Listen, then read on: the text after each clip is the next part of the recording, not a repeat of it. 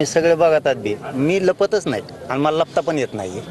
राजकारण हा मला नादच नाही, पण समाजाच्या जीवावर उठल्याच्या नंतर मी मात्र मग दम खातो. ज्याचं त्याचं मी मागे सांगितलं, तुम्ही तुमचं राजकारण करा, मोठे व्हा, पण मराठ्यांवरती अन्याय का करता हे माझा उद्देश. तुम्ही अन्याय केला मी नाही सोडणार. मग तुम्ही किती असो, किती तो जागीरदार असो, कुणी असो, मी सोडणार नाही. मला याच्यात राजकारण पण नाही आणायचं. आताच्या प्रकरणात सुद्धा मला हे पूर्ण कडीलाच न्यायचं.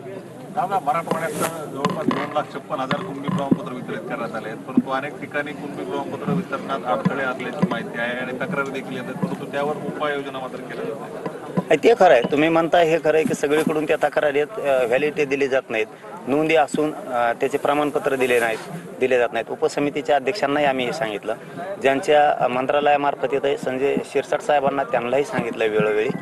परंतु आता आचारसंहिता झाल्याच्या नंतर त्यांनी सांगितले आम्ही चांगली स्पीड घेऊन, नको सांगायला मग मायाने पोटात राहत ना खपकून देतो सांगून मी, ते सगळं होणार. मराठवाडा जाणार आरक्षणात पुरा. दादा, नार्को टेस्टच्या संदर्भामध्ये तुम्ही मागणी केलेली आहे, मात्र पुढून काय त्या संदर्भात काय आलं का? परवानगीच्या संदर्भात देखील तुम्ही अर्ज दिलेला होता, त्यावर काय नेमकं प्रक्रिया झाली? मी कुठं मागणी केली, त्या हँगाडीने केली ती कोण? चल ना म्हणा आता, बघा लपायचं नाही राव. जे असं ना जातवान वागायचं तेव्हा म्हणलं की मी दुसऱ्या दिवशी सकाळीच अर्ज दिला. आणि माझा तेव्हा अर्ज जर चुकीचा असेल, तुम्ही कसाही लिहून आणा, कोर्टात चला, सुप्रीम कोर्टात चला, राष्ट्रपतीकडे चला, राज्यपालकडे चला, तुम्ही कुठं चला, तिथं सह्याने केल्यात 2 बापाच्या अवलाद. मी शेतकऱ्याचं पोरगा, आम्हाला खरं पटत, खोटं नाही पटत. तो खोटा, तुला हे करायची गरजच नव्हती हो. राजकारण चालू असतं, पाडापाड्या चालू असतात, एकमेकाला प्रेस घेणं चालूच असतं, एकमेकाविरोधात भाषण करणं चालू, घातपातापर्यंत चालला तू, आणि ते बी माया. आता भाऊ सुट्टी नाही तुला, चल लपू नको, पदरा जाणून गेला लपायचं नाही. एका बापाचं असल्यासारखं निघायचं तिकडं आता नार्को टेस्टला. दोघं बसू त्या मशनीत, नळ्या कुंकड का घालिनार, घालून माया घालून घे, चल थांबायचं नाही आता.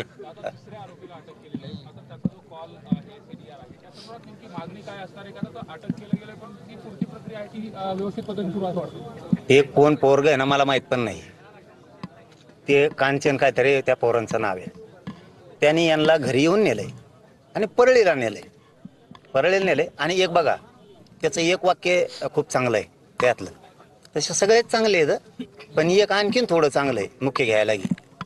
त्यांनी सांगितलं आम्ही तिथं बैठकीला गेलो होतो परळीला, याचा अर्थ खुनाचा कट तिथं शिजला आणि ह्या आरोपीला घेऊन गेला होता. त्याच्यात तो असं म्हणतोय पुन्हा की तिथं एक दुसरा आलेला होता आरोपी, आणि तो बघितल्यावर आम्हाला लय धक्का बसला आणि त्याला पण बसला, आणि ते कोणालाच ओळखीत नाही असं म्हणतोय. ते आम्ही एकमेकाला ओळखीत नाही, ते बी एकमेकाला ओळखीत नाही असं म्हणतात. आणि कालची रेकॉर्डिंग तो ओळखीत नाही ना, तू तर म्हणतो त्याला काय शब्द वापरला त्याने तो की खूप मूडमध्ये आले म्हणजे लय उड्या हाणते धनंजय मुंडे ते मिळाल्यापासून, तूच म्हणतो. त्याच्यामुळं ही कट रचल्याला धनंजय मुंडेने स्वतः हे 2-4 आरोपी आणि त्यांनी मिळून त्या रेस्ट हाऊसला हे सगळं शिजलेलं आहे.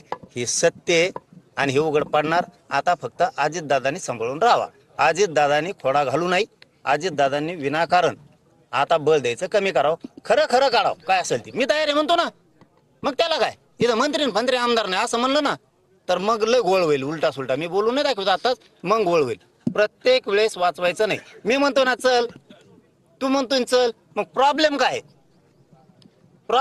मग? चला नार्को टेस्ट सगळ्यात मोठी आहे ती, तिच्यापेक्षा काय मोठं असेल तर ते पण.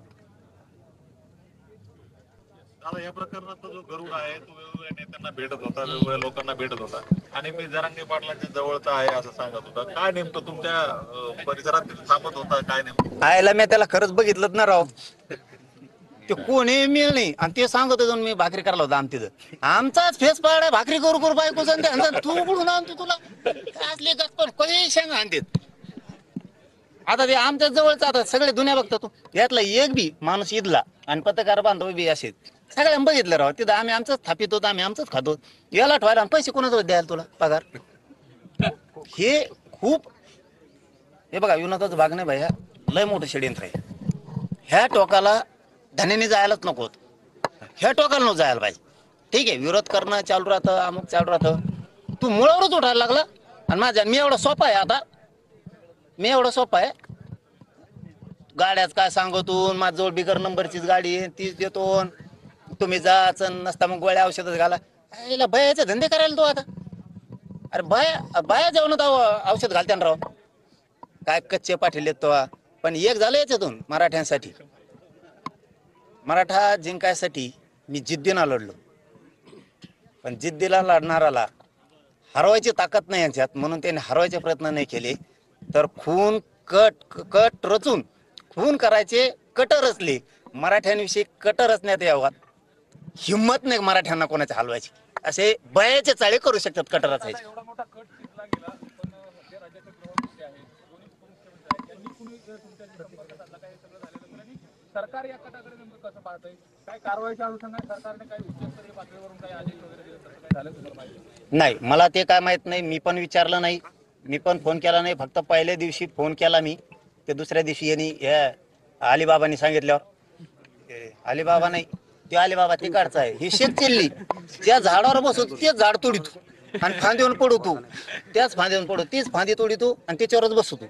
यांनी फक्त त्या दिवशी सांगितलं मी, तेव्हा मला नार्को टेस्ट करायची तर मी तयार आहे. मुख्यमंत्र्याला सांगितलं आता याच्यात मागं सारख्यात नेण्याचं तुम्हाला मग मी अडचणीत आणणार. तुम्ही खऱ्याचं खोटं खोट्याचं खरं करायचं नाही. तो म्हणतो ना नार्को टेस्ट करायची तर हो द्या. मायामुळं सगळे तर बाहेर येईन त्याचं. कोणाकोणाचं काय केलं, महादेव भाया मुंडेला काय केलं, त्या बापू आंधळेला काय केलं, त्या गीतेंना काय केलं, संतोष भायाच्या देशमुखांच्या प्रकरणात किंवा अंधारातून किती चाली रचल्या हे तरी लोकांना माहिती होईल. अरे ते वानऱ्याला सुद्धा सुख नाही यार याच्यामुळं. चांगले जात सुद्धा याच्यामुळे बदनाम होती विनाकारण. आणि आता त्यांना रस्त्यावर उतरतोय. रस्ता रोको करा, नामकं करा. म्हणजे गरीबाला तुला गरीब मराठीचं त्यांच्या टोला टोली लावून द्यायची होय. आणि पाप तू घरी जाय. आता दोघंच आपण टेन्शन घ्यायचं नाही. वांजरी नको, मराठी नको, दलित नको, मुस्लिम नको, बहुजन नको, कुणीच नको. तू नार्को टेस्ट चल, मी चल घालून तिथं कानाळ्या घालायला 2-2 अडीच घालून दे. चल तू तिकडे चल, पाटांना त्या मशीनात जाऊन हाक तिथं पण चल.